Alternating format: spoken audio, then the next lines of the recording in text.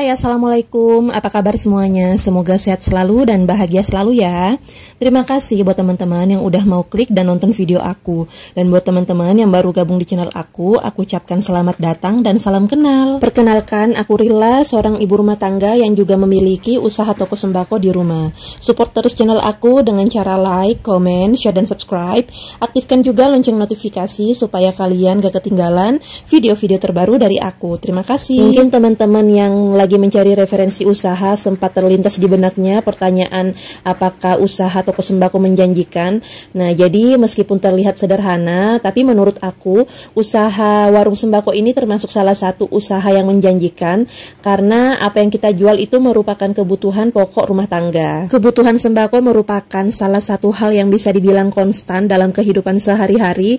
Itulah yang membuat usaha warung sembako selalu dibutuhkan dimanapun dan kapanpun. Pasti teman-teman udah tahu ya, sembako itu singkatan dari 9 bahan pokok. Jadi secara sederhana, sembako itu dapat diartikan sebagai bahan kebutuhan pangan di setiap rumah tangga. Meskipun namanya warung sembako, tapi pada kenyataannya warung sembako yang banyak ada di lingkungan kalian mungkin, terutama untuk di warung aku, itu nggak cuma sekedar menjual kebutuhan pokok seperti beras, telur, minyak, dan sebagainya, tapi di warung aku ini juga menjual alat tulis dan kebutuhan lainnya, termasuk mainan anak. Yang penting apa yang diminati sama tetangga aku, itu yang aku jual. Dalam menjalankan usaha warung sembako ini pun terbilang cukup mudah karena modal awal usaha sembako ini tuh nggak terlalu besar. Banyak banget yang nanya berapa sih modal yang aku butuhkan ketika membuka usaha warung sembako ini. Jadi sebenarnya udah pernah aku jadikan konten di video terpopuler itu dengan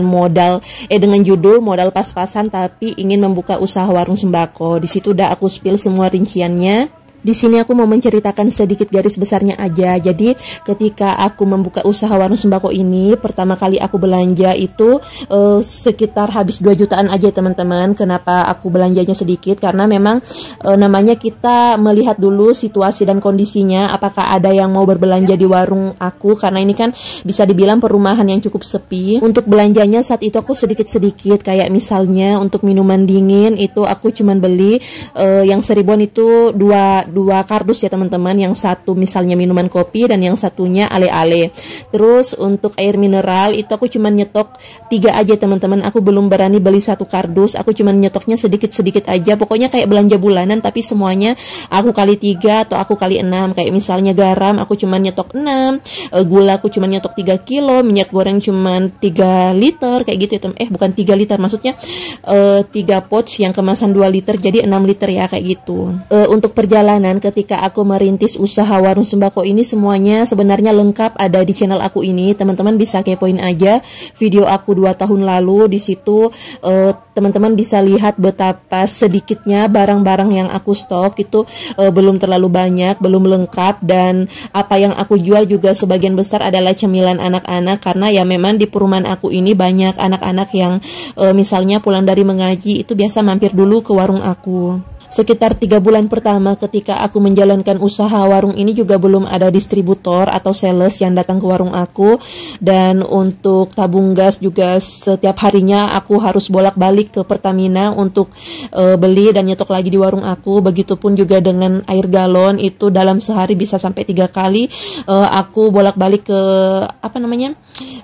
agennya untuk beli air galon karena memang saat itu untuk galon aku itu masih sedikit dan untuk tabung gas juga masih sedikit. Jadi cukup capek ya teman-teman ketika awal aku membuka usaha warung sembako ini. Setelah berjalan beberapa bulan, alhamdulillah untuk distributornya itu datang sendiri ke warung aku.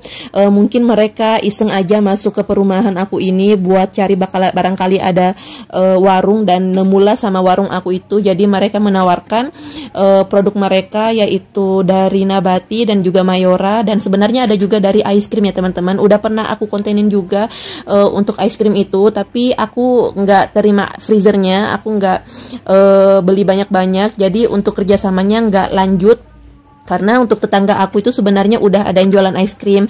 Aku nggak mau ada konflik, jadi lebih baik aku nggak jual es krim dulu. Kalaupun ada yang aku jual itu bukan dalam banyak ya teman-teman, bukan yang satu freezer, paling cuma nyetok kayak satu lusin aja. Kemudian untuk air galon juga alhamdulillah udah ada agen yang mau mengantarkan dan menitipkan galon-galonnya. Yang awalnya cuma satu agen, sekarang udah ada 3 agen. Jadi alhamdulillah hampir nggak pernah aku kehabisan air galon ya teman-teman, karena setiap kali habis itu mereka datang lagi tanpa aku hubungi. Jadi untuk galon itu aku nggak perlu membutuhkan modal yang besar karena agennya langsung yang menitipkan galon beserta isinya di warung aku. Jadi enaknya seperti itu ya teman-teman. Ada beberapa juga untuk cemilan-cemilan yang dititip di warung aku. Jadi kita nggak perlu keluar modal untuk membeli produk tersebut, tapi produk tersebut yang bakalan datang ke warung kita. Sebelum membuka usaha warung sembako, pastinya diperlukan rincian modal usaha sembako yang teman-teman bisa hitung sesuai dengan kebutuhan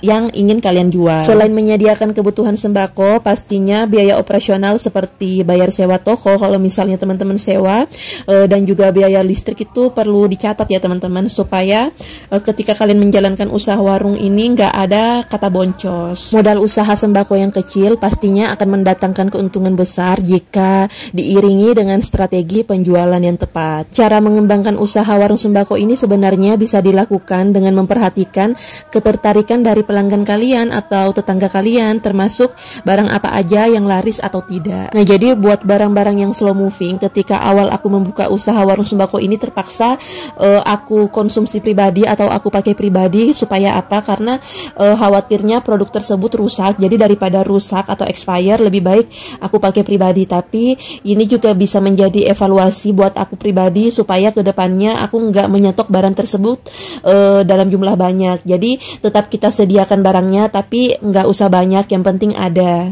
Nah, ketika berbelanja barang-barang yang sekiranya slow moving juga itu pasti aku selalu memastikan untuk tanggal kadaluarsanya itu masih lama. Kayak misalnya ini kan 2024, jadi sebisa mungkin aku membeli produk yang expire-nya itu 2026.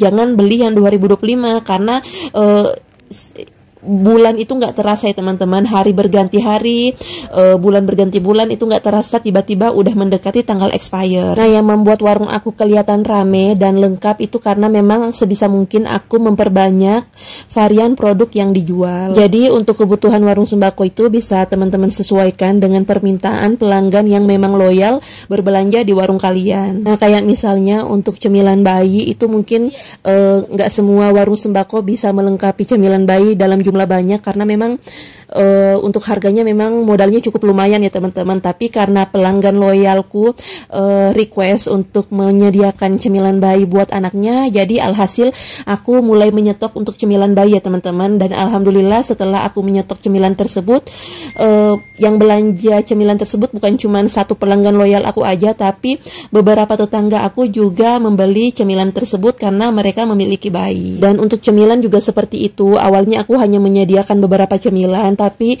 saat ini udah ada berbagai macam cemilan yang aku jual. Dan misalnya kalau ada cemilan yang perputarannya lambat, untuk di belanja berikutnya itu aku nggak beli lagi, supaya anak-anak itu nggak bosan ya teman-teman. Nanti nunggu beberapa minggu baru aku beli lagi supaya ada sedikit refresh dari cemilan yang aku jual. Selain makanan, teman-teman juga bisa menyediakan minuman dingin yang sekiranya banyak dicari saat siang hari oleh para tetangga kalian. Dan teman-teman juga harus mempelajari kira-kira tetangga kalian itu lebih minatnya untuk minuman yang seribuan atau yang kemasan botol. Karena jangan takut untuk menjual minuman kemasan botol, karena aku perhatikan untuk di minimarket itu banyak juga kok orang yang lebih minat untuk minuman botol atau kaleng dibanding minuman yang kemasan gelas. Selain menjual makanan dan minuman, teman-teman juga bisa menyediakan berbagai macam alat tulis dan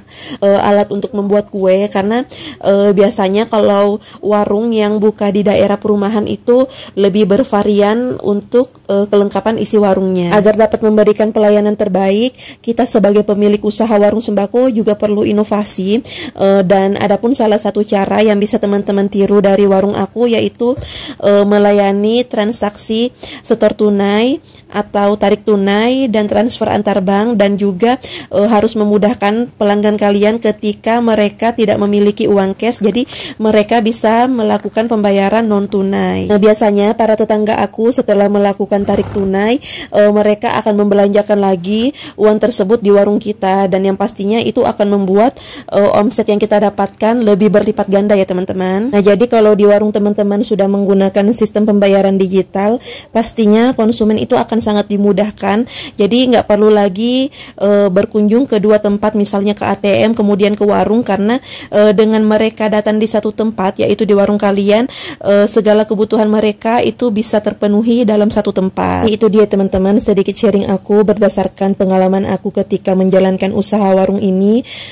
Yang pastinya semua orang pasti memiliki peluang untuk sukses, baik dengan memulai bisnis atau bergabung dalam bisnis. Jangan takut dengan kegagalan ketika memulai sebuah usaha, karena yang namanya kegagalan yang kita alami adalah bahan pembelajaran untuk memperbaiki usaha kita ke depannya. Baiklah teman-teman, sampai sini dulu ya videonya. Terima kasih buat teman-teman yang udah setia nonton videoku dari awal sampai selesai. Semoga apa yang aku sharing ini bisa menginspirasi buat teman-teman semuanya. Dan bila kalian merasa video aku ini bermanfaat, boleh ya share link video aku di tab komunitas kalian. Mohon maaf kalau aku ada salah kata dan perbuatan di video ini. Sampai jumpa di video berikutnya. Wassalamualaikum warahmatullahi wabarakatuh. Dah. Aku tabung aja teman-teman, dan untuk nabungnya juga nggak terlalu banyak. Kadang 50.000, kalau memang lagi rame itu 100.000 per harinya. Itu pun juga nggak tiap hari ya teman-teman. Kalau misalnya belanja aku lagi banyak saat itu, ya aku nggak menabung dulu. Yang pastinya aku berusaha gimana caranya supaya warung sembako aku ini